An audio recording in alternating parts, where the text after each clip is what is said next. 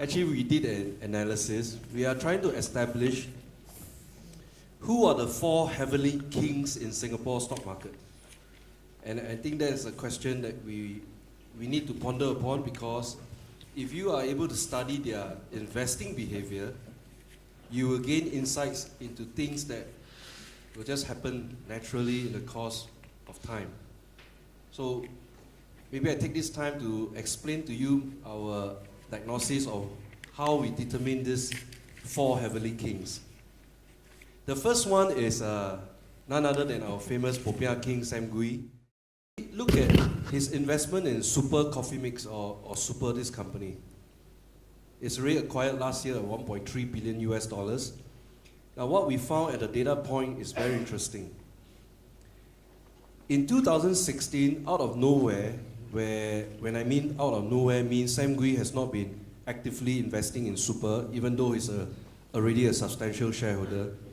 In 2016, he started to buy huge chunks of shares of this company. 1 time, 2 time, 3 time, 4 time, 5th time, he used his family vehicle, which is 第一家, to buy. And on the 5th time, you know, our spiking algorithm already flagged to us, you got to keep looking at this company, and I personally invested in the company on the 5th time alongside with him. 6th time, 7th time, 8th time, 9th time. 9 consecutive transactions later. The last transaction was, I think, September 2016.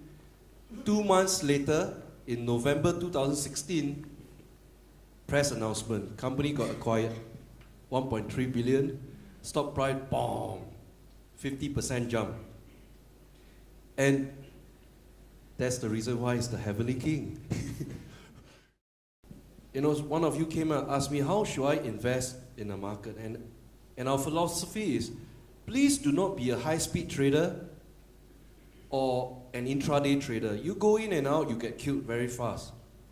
In fact, what we learn from all these sophisticated investors is that you have to exercise extreme patience. And they taught me a lot of stuff. Having a longer time horizon to pan out your plays. So Sam Gui is a great teacher in the market. Teacher, I meant that we track him and we learn from him. Second heavenly king, I call him the prophet of the market. Or this guy called Piyush Gupta. Yeah. So some will say, he's none other than the CEO of DBS Bank. And just search for his name, and I'll take you through the journey points of understanding their thinking, right? So you can find Piyush Gupta. 21st May 2015, he sold 100,000 shares of DBS Bank. That transaction alone is worth 2.1 million at a price of 21.1. So remember, 015, 21.1 all-time high of DBS Bank stock.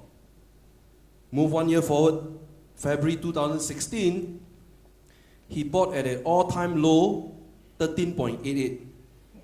So he also believed in Chinese auspicious number, you know. Then move forward 1 more year, May 2017, he sold at an all-time high of 20.533. So we call this the behavior of a prophet. He knows exactly like what's going on, and this is very interesting because this represents the largest bank in the region. By default, most of us are DBS shareholders, and you can learn a great deal from him. Next gentleman, the third heavenly king, is very relevant to our topic for today.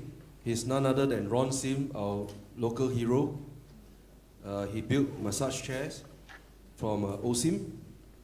And recently he delisted his company. What we found out at the data points, 6 months before he announced to the press that OSIM is going to go for delisting, we already saw that coming. Now, how do you see a potential delisting that's going to take place? Very easy. Study the behavior of the founder. Is he buying huge chunk of shares, either when the share price is condemned, Condemn means being all-time low, and he's just buying like crazy when everybody is saying he's a madman. Those are telltale signs. So he's been buying 6 months consecutively, because his game plan for delisting in Singapore rules is to own 90% of the company. Then he can inform the exchange, okay, I have the right to delist. So he built up his portfolio, I think over about 86 or 88% before he announced in February. By then the stock price already started moving up.